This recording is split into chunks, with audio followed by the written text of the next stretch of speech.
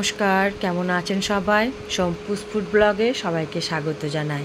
আজকে মঙ্গলবার, এখন বাজে ঘড়ির কাঁটা 10টা। সমস্ত কাজ হয়ে গিয়েছে, ছেলে হাজব্যান্ড অফিসে চলে গিয়েছে। আজকে আমি পুজোটা করতে পারিনি, হাজব্যান্ড পুজো করে গিয়েছে, তো তার জন্য রান্নাঘরে চলে এসেছি। একটু নিরামিষ ফুলকপি আলুর তরকারি করব। যেহেতু আজকে মঙ্গলবার, আমরা একটু ভেজ খাই, তাই ভাবলাম কি রান্না করব। তো আজকে একটু ফুলকপি আলুর তরকারি আমি করে নিচ্ছি। ফুলকপিটা আগে 10 মিনিট নুন দিয়ে গরম করে ভাপিয়ে নিয়েছি, তারপর আলুগুলো 10 মিনিট আমি নুন দিয়ে একটু গরম জলে ভাপিয়ে নিয়েছি। সেগুলোকে ভালো করে উঠিয়ে তেলে একটু হলুদ দিয়ে ফুলকপিটা ভেজে নিচ্ছি। তেলের মধ্যে একটু হলুদ দেবেন, তাহলে ফুলকপি যখন ভাজবেন তখন তেলটা গায়ে ছিটে আসবে না। তাই হলুদটা দিয়ে আমি ফুলকপিটা একটু ভেজে নিচ্ছি। ফুলকপি এখন সিজন নয়, বাট ফুলকপি খেতে একটু ইচ্ছা হয়েছিল, তাই ফুলকপি রান্নাটা আজকে বানাচ্ছি। আর আমাদের যারা হাউসওয়াইফ, তাদের মধ্যে একটা চিন্তা সবসময় মাথায় করে, দিনে কি রান্না করব, রাতে কি রান্না করব, এই যে একটা চিন্তা, ভীষণ বলতে পারেন একটা চাপের মধ্যে থাকি। তাই আগে থেকে আমাদের চিন্তা করতে হয় কি কি সবজি রান্না করা যায়, কি কি খাবার মেনু করা যায়। তো সেই হিসাবে আজকে মেনুটা ছিল আজকে আমার ফুলকপি আলুর তরকারি। একটু লাল শাক নিয়ে এসেছিলাম, সেটা একটু ভেজেছি, আর পেঁপে দিয়ে মুগের ডাল। যেহেতু নিরামিষের দিনে অন্য কিছু করা যায় না, তাই একটু চাপেই আমি থাকি। ছেলে হাজবেন্ড খেয়ে চলে গিয়েছে, ওরা টিফিনও নিয়ে চলে গিয়েছে। সবগুলো এত ভিডিও করে দেখানো সম্ভব হয়ে ওঠে না, তাই এত শেয়ার করিনি। যেগুলো আমার কাছে সম্ভব সেগুলোই আপনাদের সাথে একটু শেয়ার করি। ফুলকপি আলুর তরকারিটা খুব সিম্পলভাবে আমি নিরামিষ রান্না বানাচ্ছি। আমি দেখেন, যারা আমার ভিডিও দেখেন বা সব কিছু দেখতে পান, তারা বুঝতে পারবেন আমি কেমন মশলা কম আর তেল কম দিয়ে রান্না করি।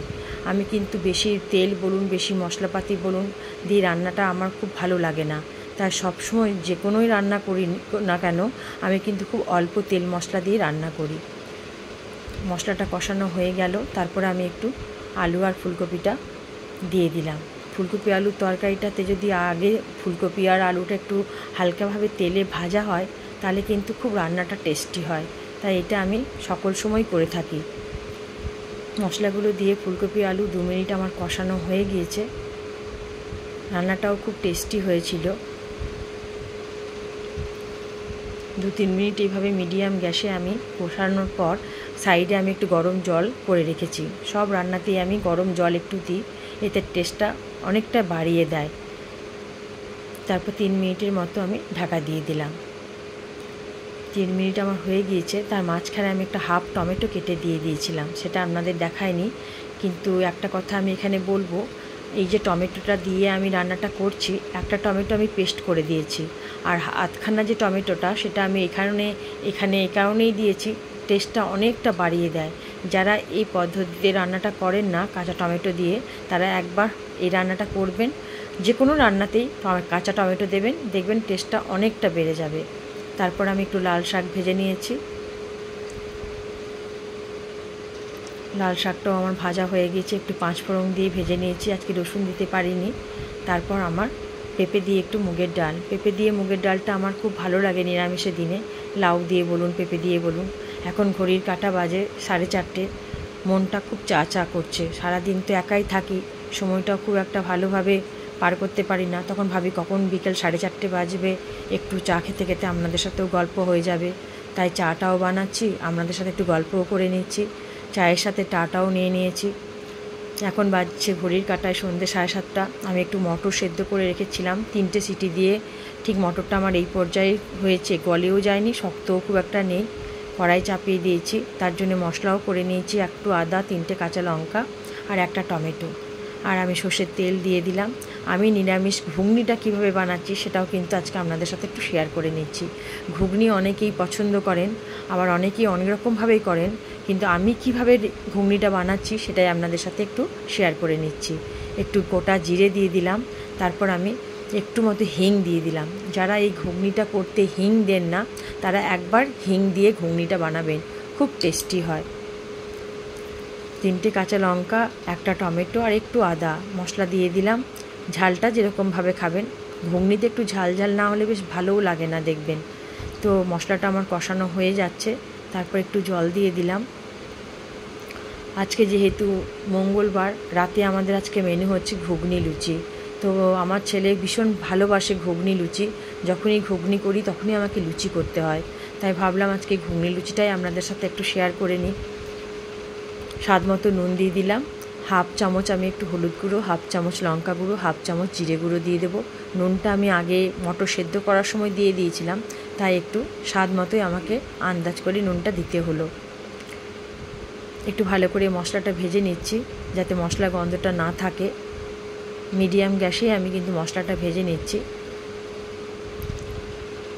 তেলটা ছেড়ে আসা পর্যন্ত আমি একটু ওয়েট করে নেব। দেখুন মশলা থেকে তেল আমার ছেড়ে যাচ্ছে। এরপর আমি সেদ্ধ করা মটরটা দিয়ে দেব। এটাও কিন্তু খুব টেস্টি হয়েছিল। এইভাবে একবার ঘুগনি অবশ্যই কিন্তু আপনারা করবেন, হিং দিয়ে ঘুগনিটা। তারপর খেয়ে ভালো লাগলে একটা কমেন্ট করে জানাবেন। আমি একটু ঘুগনিটা জল জল করি, কেননা ঝোল না রাখলে ছেলে আমার ভালোবাসে না, আর একটু ঠান্ডা হয়ে গেলে জলটা একটু টেনে নেয়, তখন একটু আঁটো আঁটো হয়ে যায়, তাই একটু জল সমেত একটু রাখলে খাওয়ার সময় ঠিক পর্যায়ে জলটা থেকে যায়, খেতেও খুব ভালো লাগে। 2 মিনিট মতো আমি একটু ফুল দিয়ে গ্যাসটা একটু ঘুগনিটা ফুটিয়ে নিচ্ছি। এখানে অনেকেই ঘুগনিতে আলু দেয়, বাট আমি আজকে আলু দিয়ে ঘুগনিটা করিনি। আমিও দিই, কিন্তু আজকে ঘুগনিতে আলু দিইনি। স্বাদ মতো একটু চিনি দিয়ে দিলাম রান্নাটা ব্যালেন্স রাখার জন্য।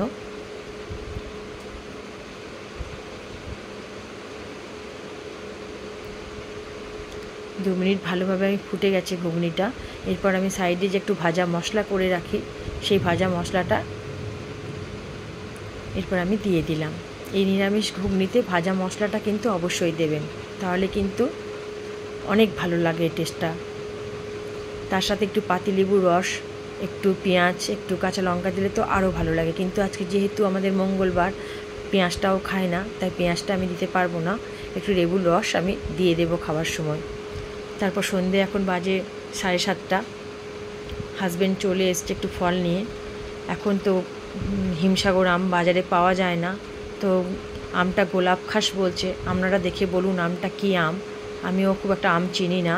তো হাজব্যান্ডকে বলেছে গোলাপ খাস, তো গোলাপ খাস নিয়ে ভালো করে ফলগুলো ধুয়ে আমি রেখে দিলাম জারে। তারপর ওদেরকে আজকে একটু চা দিলাম না, বাইরে ভীষণ গরম, দুজনেই অফিস থেকে চলে এসেছে, তো ভাবলাম একটু আইসক্রিম বার করে দিই। ডিপ ফ্রিজ যে ছিল, তো সেটা ওদেরকে বার করে একটু আইসক্রিম চকলেটের দিয়ে দিচ্ছি। ভীষণ টেস্টি চকলেট আইসক্রিমটা, আর ছেলে হাজব্যান্ড খুব ভালোবাসে এই আইসক্রিমটা খেতে। আমি খুব একটা ভালোবাসি না, তাই আমি খুব একটা খাই না এই আইসক্রিম, বাট ওদের জন্য আমাকে রাখতে হয়। ওরা যতক্ষণে আইসক্রিম খাচ্ছে ততক্ষণে আমার একটু আটা ময়দা মাখা হয়ে গিয়েছে। আজকে লুচি বানাবো, তো 1 কাপ ময়দার সাথে আমি 1.5 কাপ মতো আটা দিয়েছিলাম, আর একটু সাদা তেল দিয়ে ভালো করে মেখে এইভাবে আমি লই করে নিয়েছিলাম। আজকে ওদের জন্যই লুচি করব। আমি লুচিটা খুব একটা ভালো করে খেতে ভালোবাসি না, তো ওদের জন্যই লুচি একটু বানিয়ে দিচ্ছি।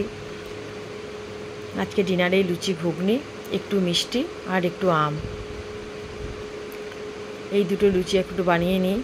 আপনাদের সাথে লুচিটাও একটু শেয়ার করে নিচ্ছি। কাদের কাদের লুচি ঘুগনি ভালো লাগে অবশ্যই কমেন্ট করে জানাবেন।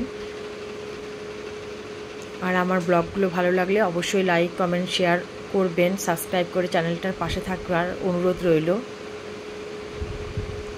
এইভাবে আমার সমস্ত লুচিগুলো ভাজা হয়ে গিয়েছে। ময়দাটা যদি একটু 10 মিনিট খেয়ে যে রেস্টে দেওয়া হয়, তাহলে কিন্তু লুচিগুলো খুব ভালোভাবে ফোলে। একদম ফুলকো লুচি আমার রেডি হয়ে গিয়েছে, সার্ভ করে দিয়েছে হাজব্যান্ডকে ছেলেকে, ওরাও এবার খেয়ে নেবে।